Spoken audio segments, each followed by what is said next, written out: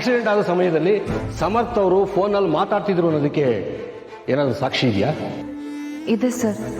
ಅವ್ರು ನನ್ನ ಜೊತೆ ಫೋನಲ್ಲಿ ಮಾತಾಡಿಕೊಂಡು ಮನೆ ಮುಂದೆ ಬಂದು ನಿಂತ್ಕೋತಾರೆ. ಅದೆಲ್ಲ CC ಕ್ಯಾಮ್ರಾದಲ್ಲಿ ರೆಕಾರ್ಡ್ ಆಗಿದೆ.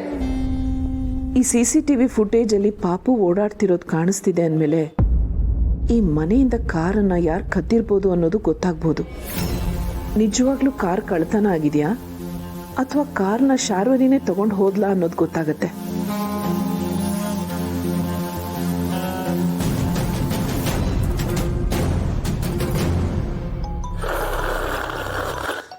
ಸರಿ ನೋಡಮ್ಮ, ಫೋನ್ ಬಂದಿದೆ.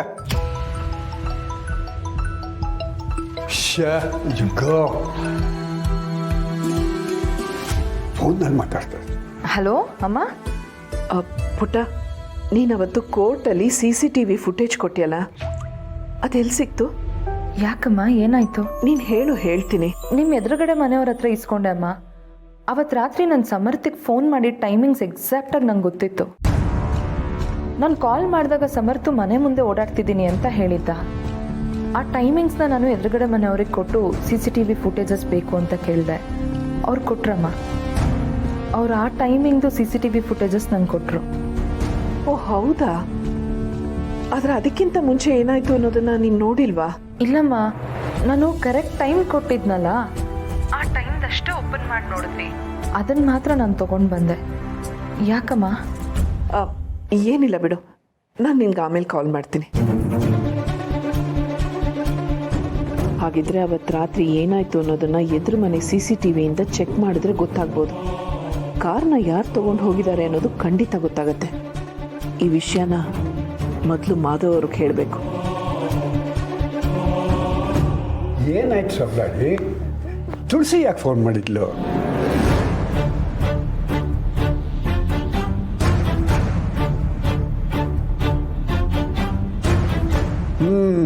ಹಾಗಿದ್ರೆ ತುಳಸಿ ಸರಿಯಾದ ದಾರಿಯಲ್ಲೇ ಯೋಚನೆ ಮಾಡ್ತಿದ್ದಾಳೆ. ಅವಳು ಚಾಣಾಕ್ಷತನ ನನಗೆ ಗೊತ್ತಿಲ್ವಾ? ಇನ್ನು ಆ ಕಳ್ಳರು ಸಿಕ್ಕಾಕೊಂಡಾಗೆ ಬಿಡು. ಹಾಗಾದರೆ ಆ ಶಾರ್ವರಿ ಸಿಕ್ಕಾಕೋತಾಳ? ಅಯ್ಯಯ್ಯೋ, ಹಾಗೇನಾದರೂ ಅವಳು ಸಿಕ್ಕಾಕೊಂಬಿಟ್ರೆ ಜೈಲಿಗೆ ಹೋಗ್ಬಿಟ್ರೆ ನನ್ನ ಜೇಬು ತುಂಬೋದು ಹೇಗೆ?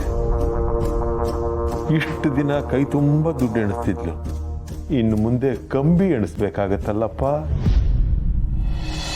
ನಾನು ಬರ್ತೀನಿ. ಬೇಡ ನೋಡಿ, ನೀವು ಈಗಾಗಲೇ ಆಯಾಸ ಆಗಿರೋ ಥರ ಇದ್ದೀರಾ, ಕೂತ್ಕೊಳ್ಳಿ. ಟೆನ್ಷನ್ ಮಾಡ್ಕೊಬೇಡಿ, ನಾನು ಹೋಗಿ ಆ ದಿವಸದ ಪೂರ್ತಿ ಫುಟೇಜ್ ತೊಗೊಂಬರ್ತೀನಿ, ಆಯಿತಾ?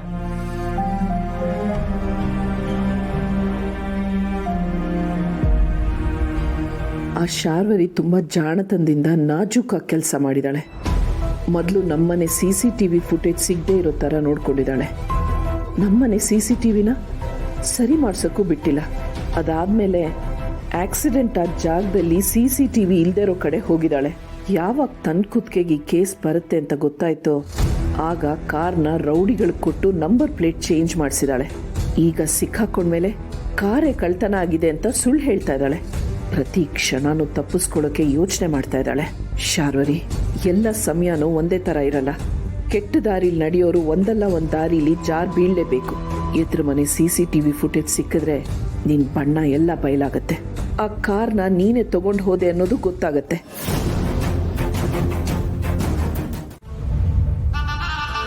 Very good. ಈಗಿಂದೀಗಲೇ ಅಲ್ಲಿರೋ ಎಲ್ಲ CCTV ಫುಟೇಜ್ನ ಡಿಲೀಟ್ ಮಾಡಿಸಿ. Okay madam. CCTV ಆಡಿಸ್ಕೊಡಿ.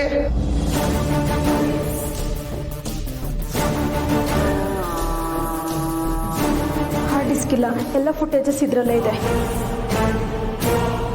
ಇನ್ಯಾವತ್ತೂ ಆ ಮನೆಯಿಂದ CCTV ಫುಟೇಜ್ ಸಿಗಬಾರ್ದು. ಆ ಮನೆಯಲ್ಲಿರೋ CCTV ಕನೆಕ್ಷನ್ನೆಲ್ಲ ಕಟ್ ಮಾಡ್ಸೋಕೆ ಹೇಳು. ಮತ್ಯಾವತ್ತೂ ಆ ಮನೆಗೆ CCTV ಕನೆಕ್ಷನ್ ಹಾಕಿಸ್ಬಾರ್ದು. ತುಳಸಿ, ನೀನು ಚಾಪೆ ಕೆಳಗೆ ತೂರಿದ್ರೆ ನಾನು ರಂಗೋಲಿ ಕೆಳಗೆ ತೂರೋ ಅಂತವಳು.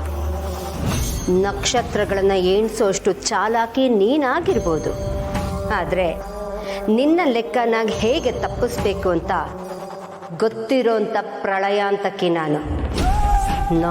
ನೀನ ನೋಡೇ ಬಿಡೋಣ ತುಳಸಿ. ಈ ಮನೇನ ಕಾಪಾಡಕ್ಕೆ ಅಂತ ನೀನ್ ನಿಂತಿದ್ಯಾ, ಸರ್ವನಾಶ ಮಾಡೋಕ್ಕೆ ಅಂತ ನಾನ್ ನಿಂತಿದ್ದೀನಿ. ಈ ಶಾರ್ವರಿ ಬೆಂಕಿ ಇದ್ದ ಹಾಗೆ, ನೀನು ಬೆಂಕಿನೇ ಸುಡೋಕ್ ಬರ್ತಿದ್ಯಾ. ದಡ್ಡತನ ನಿಂದು. ಈ ಬೆಂಕಿ ಮುಂದೆ ಬಂದ್ರೆ ಸುಟ್ಟು ಹೋಗ್ತೀಯಾ.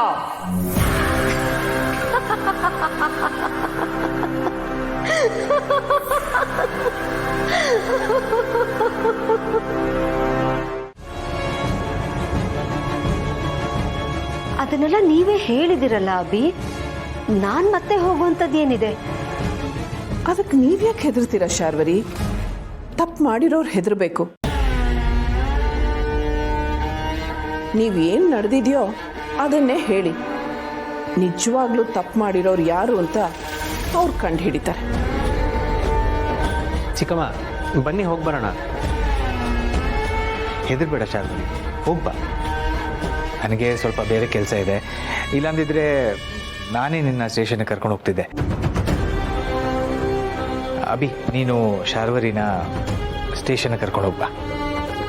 ಶಾರ್ವರಿ ಅವರೇ, ಪೊಲೀಸ್ನವ್ರು ಏನೇ ಕೇಳಿದ್ರು ಇದ್ದಿದ್ದನ್ನ ಇದ್ದ ಹಾಗೆ ಹೇಳಿ, ಧೈರ್ಯವಾಗಿ ಉತ್ತರ ಕೊಡಿ. ನೀವು ಸ್ವಲ್ಪ ತಡಬಾರ್ಸಿದ್ರು ಆಕ್ಸಿಡೆಂಟ್ ಮಾಡಿದ್ದೇ ನೀವು ಅಂತ ಅನುಮಾನ ಪಟ್ಟರು ಪಡ್ಬೋದು.